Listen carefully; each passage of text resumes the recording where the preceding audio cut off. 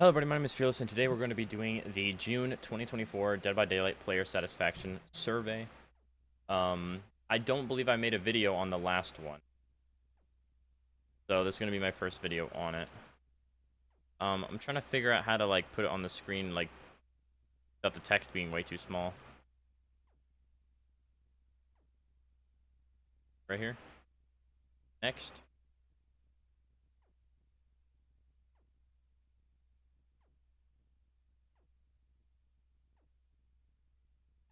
Overall, how satisfied or dissatisfied are you with Dead by Daylight? They've been making some pretty good changes recently. I'm going to put satisfied. What extent do you agree or disagree with the following? Dead by Daylight is fun. Strongly agree. It just depends, kind of. Like, if you're playing in a Swift with all head on or something, that's amazing. Dead by Daylight is worth the time I spend on it. Yes. I feel the game is fair. I'm neutral on that. The game is definitely survivor-sided by far.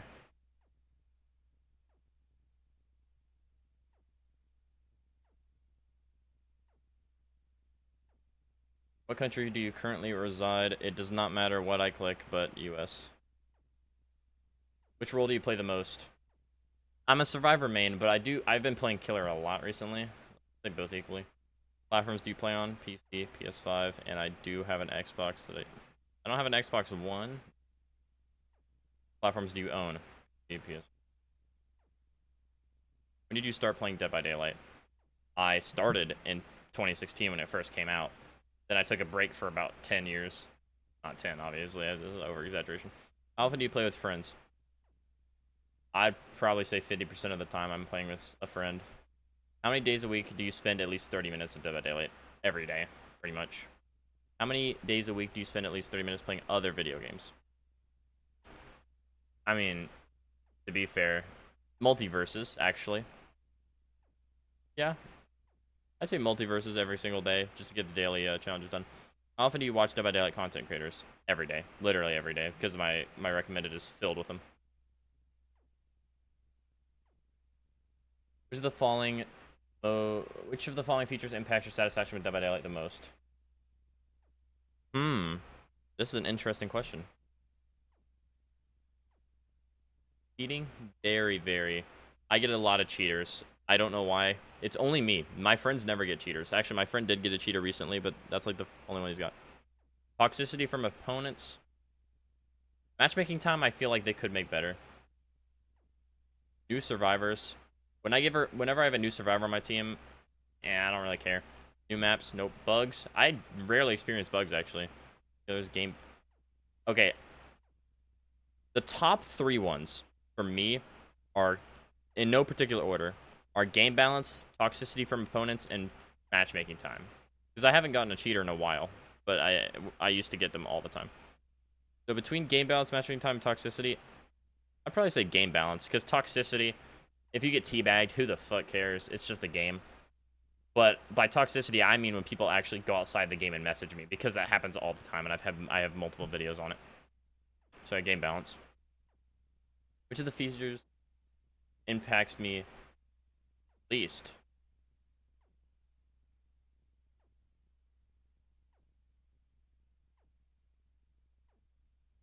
Impacts me the least. Probably new maps, because if I have a new map and I don't know it, I'll just slap on Windows of Opportunity. So yeah, new map, probably the least. How would you rate your experience with matchmaking in the last 3 months? I'm gonna say neutral. Oh, matchmaking time. Okay, teammates matched with, negative. Teammates matched against, neutral. The teammates I always have are dog shit. So, in Dead by Daylight, to what extent do you agree or disagree with the following statements? The people I play with or against are sometimes angry, agree. I always get messages. Offensive. They're not offensive. They don't like say any slurs or anything. Mean. I just find it funny. I don't really find it mean. Good natured. I do have a lot of people sending me GGs and everything, so that's sympathetic. No. Friendly. I'll put it in neutral. Hurtful. Again, nah. Toxic. The people I get aren't really toxic. They're just stupid. So that's gonna go right there.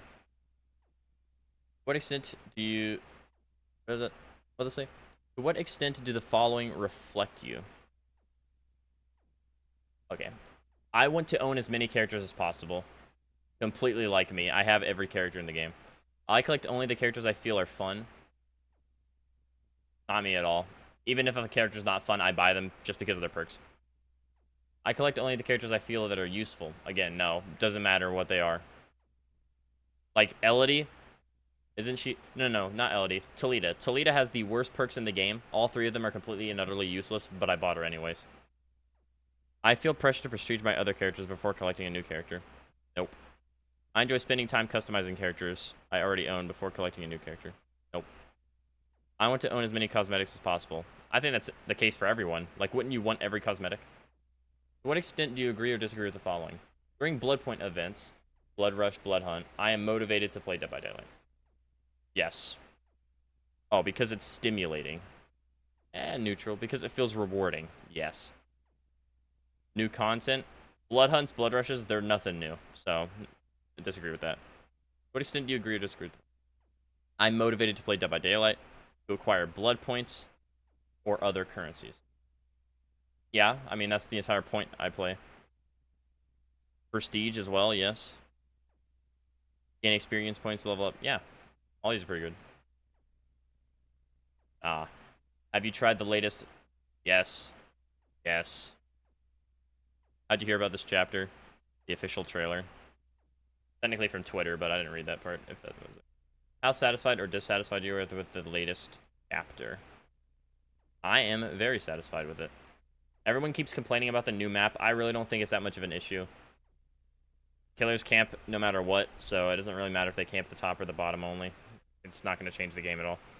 How satisfied or dissatisfied you were? Okay. The general theme of the chapter. The theme, I like it. Multiple abilities, amazing. Gameplay is killer, amazing. Gameplay against the killer, yeah. Technical performance of the chapter, I mean, yeah, all these are great. Against him could be better, but it's like the random, you know, the D20. It's completely luck based. So, did you play Dead by Daylight? Okay, yeah, prior, yes. I actively played it. How familiar are you with Dungeons and Dragons? Not at all. The only Dungeons and Dragons thing I've ever seen is when I watched Stranger Things recently. Like, I recently watched through the entirety of Stranger Things. I cannot wait for the last season. I'm literally gonna bust. Like, I was holding it off for, like, what, a year watching Stranger Things? I was holding it off for some reason. Because, like, I'm watching, like, 4 different shows right now. I don't want to watch more and more and more. I watched through every single Stranger Things episode in, I think, 3 days, maybe 4. Like, when I binge watch, I binge watch. I do not stop until it's over. When did you first play it? Launch day. Well, technically the PTB, if you think about that. Perk descriptions. Weave attunement. How'd you rate the following perks in terms of usefulness?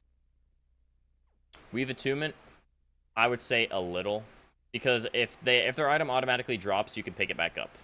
And I'm just gonna rank these off the perks themselves. Like, if you have Franklin's, it's good, but it's the perk itself.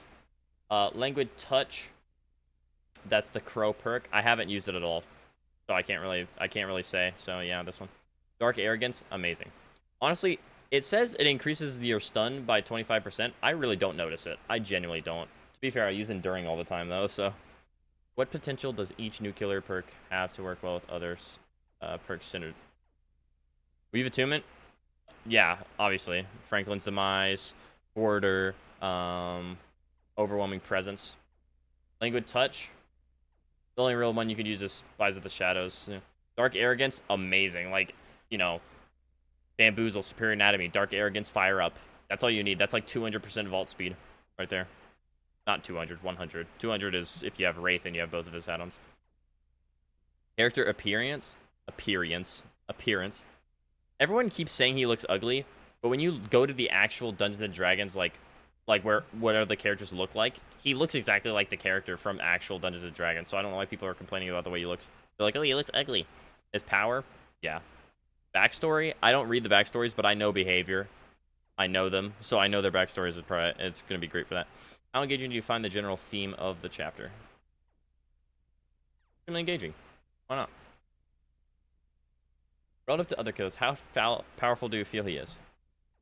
He has long range, mobility, anti-loop, and information, and counterplay, because the ball doesn't only give you information, it also gets rid of the counterplay they have, so. I'd say stronger than the average killer. Nah, much stronger, much stronger.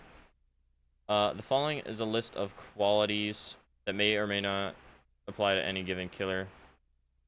As far as we're using Survive with Friends, this would not help them against the killer. Not true at all. If you're playing you're playing in a Swift against Vecna, like one person can have the one that shows you where the orb is. One person can show have fly, and then you could just relay information. Like if one person has fly and no one else does, they can just be like, okay, he's on this side of the map. If someone has the ball, like the Soaring Sphere one where they can see it, they'll be like, okay, guys, it's time to move now because the ball's coming. So yeah, I mean, if you're in a Swift, you clearly have the advantage there. His power is hard to master. No. I'm sorry, wrong way. This killer can travel. Yeah. Patrolling generator facilitates patrolling generators and no, not really.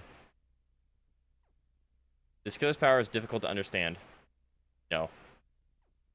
Killer's power reduces the effectiveness. I mean, yeah, it definitely does. This killer's power reduces the effectiveness of hiding out of sight. I mean, yeah, he can use the balls. The ball to find you, so. Fire creates audio and visual cues that give survivor. Yes.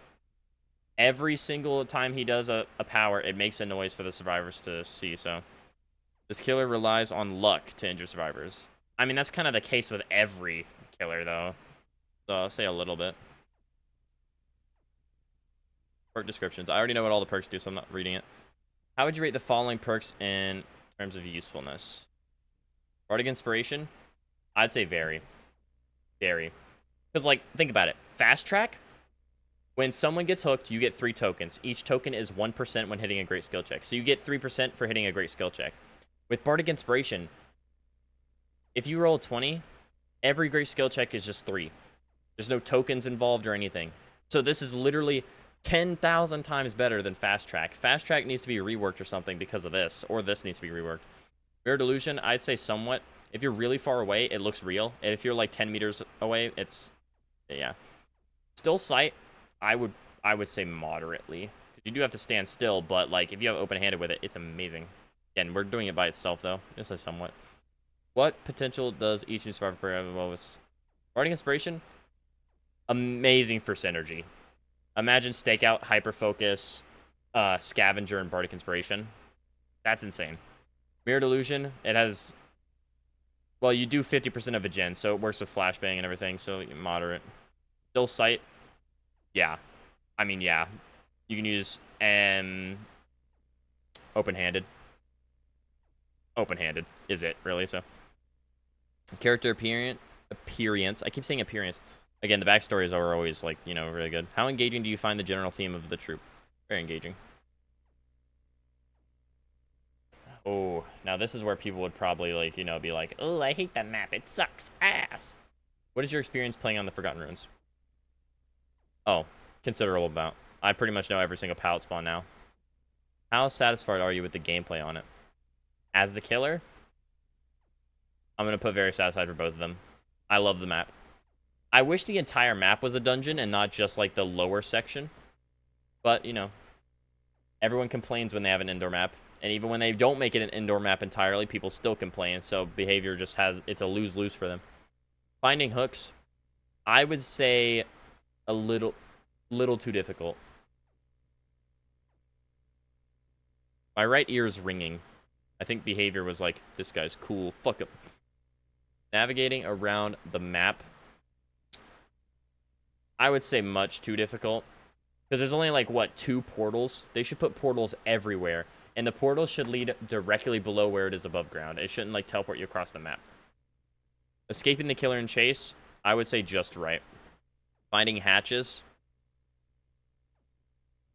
I don't like this. Just right, too easy. I wish it just said easy instead of too easy. Locating pallets and vaults. No, not that. Meant to go the other way. Seeing survivors from afar. Locating exit gates. Just right. Finding generators.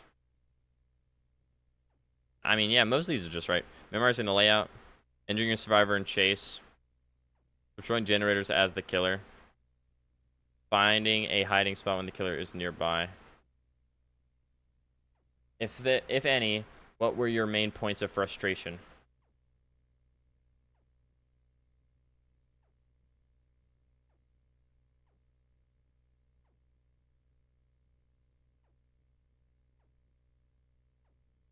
The pallet next to the tree that floats.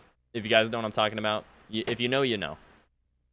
There's a pallet that you throw down next to a tree, and it would just float there, and the killer could easily like go right next to the pallet and round it. How satisfied are you? The passages. Dissatisfied. There's only 2 passages, I believe. There's one behind main building and one across the map. There might be a third one that I'm unaware of, but I don't think so.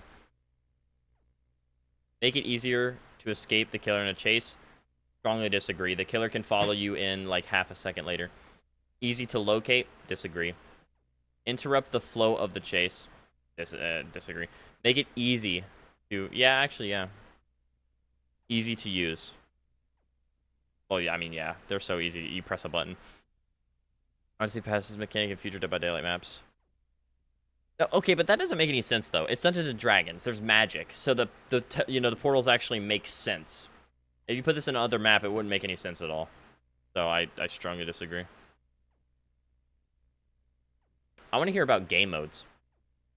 What games other than Dead by Daylight are you playing at the moment? Wow, I don't think they've ever had a question like this. Maximum is 40. Oh, maximum character count. Why does it say game 1, game 2, game 2?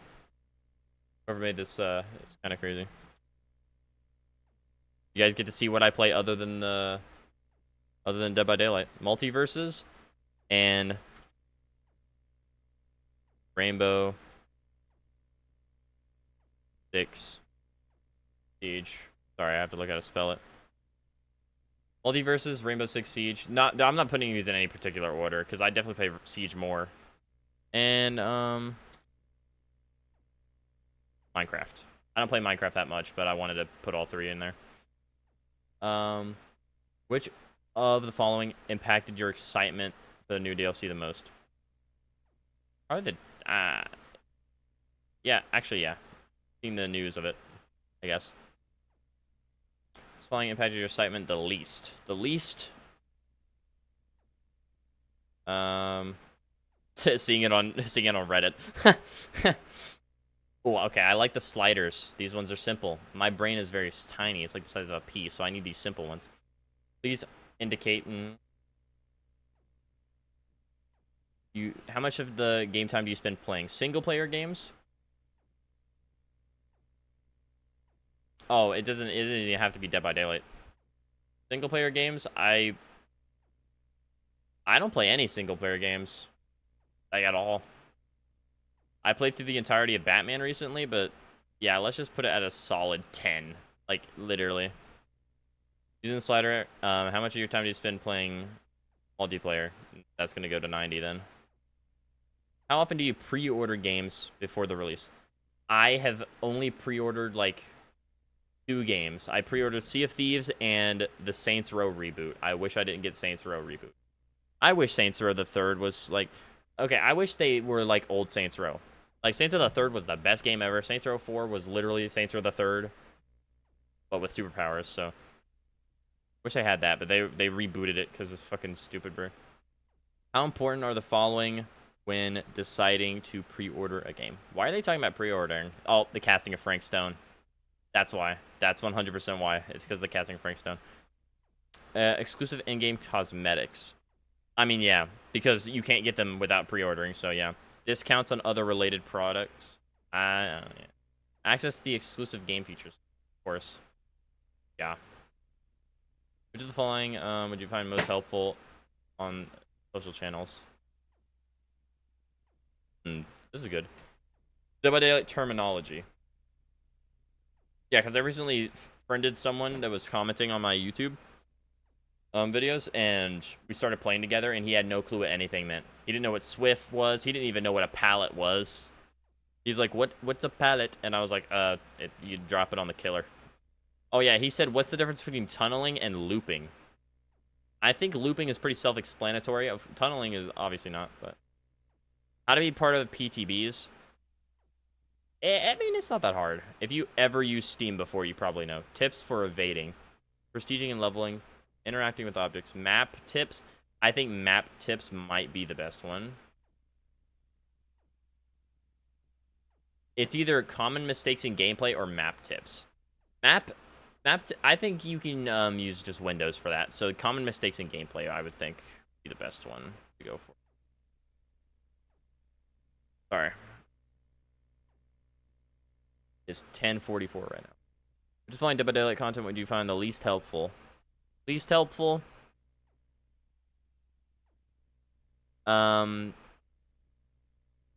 Probably offerings. You could just read what it does. Actually, no, item use. Yeah. You could just read what it does, so what's the point? Did you watch? Yeah, I watched the entire stream. Oh, yeah, the entire stream. I watched the entire thing. Please rank, I said it for. Okay. What the Fog? That is going number 6. I have no interest in that whatsoever. Cross progression. That's number 2. Let me just do this. Dude, I want to put cross progression up here. I don't care about that. I don't even know what Project T is, so that's actually gonna go lower than what the. Oh, isn't that their PvE game?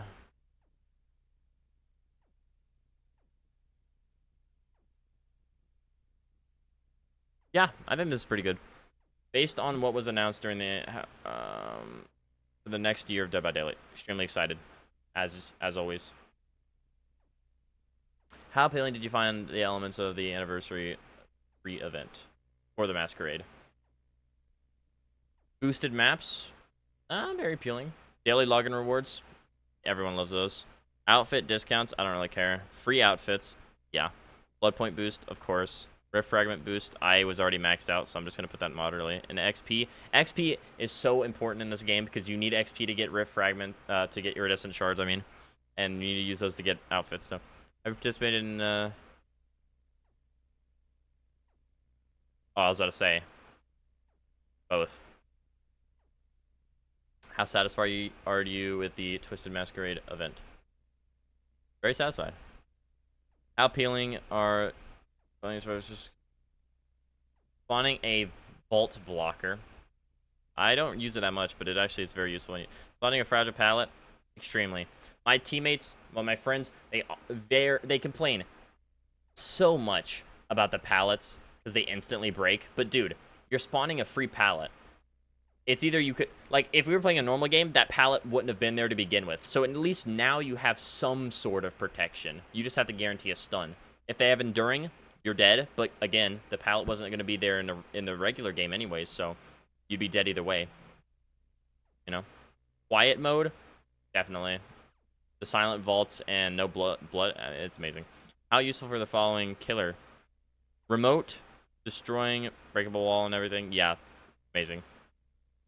Temporary endurance, slightly. I use enduring, so I don't care. Remote hook, 100%. Everyone keeps complaining about that. I don't see the problem, dude. We can spawn pallets, block windows, and then make ourselves completely silent. Old Iron Will. So why the hell are you complaining that they can teleport you to a hook? Like, seriously, we can avoid even being picked up if we use all the things we're given. Okay, all the bag of tricks things, trick cards. Killer is detectable as far as the sketch marks. Yeah, I'd say variant type. The totem one, I'm going to put extremely impactful. Not only does it give you 3,500 blood points, which is more than doing a gen, it also reveals the aura. So even if you do it, the opponent can see where you are. So, like, it helps them, but also you're getting rewarded for it. It's good. Free invitation. I can just grab one of those and put it in slightly. No invite for you. Not impactful at all. Because if you already have one, it will just recharge. I don't know how long it takes to recharge. Probably 30 seconds to a minute. I don't know. Heal you, expose you. Very, very useful. Because think about it. If you're injured and it heals you, you may be exposed, but you would be one hit either way. If you're healthy, you're exposed, so that's a big downside. But if you're down, it will heal you. So haste bonus, that's amazing. Peekaboo, and like it's like Lethal Pursuer for both sides. Party chest, not impactful at all. I got that right. Yep. It was clear what effect each card would have done in the match. I disagree. Some of them were not very, like the party chest, the very first match, I didn't read what any of them did. It showed a chest on the card, and I was like, what the fuck does that mean? I did not know how to gain points. Disagree. Every time the killer hooks a survivor for the first time, they get a point. Whenever the survivor does a gen, it gets a point. Up to 9 total. Tricks cards created audio cues that made it clear. Neutral. Visual cues that made it clear what effect was in play. Neutral.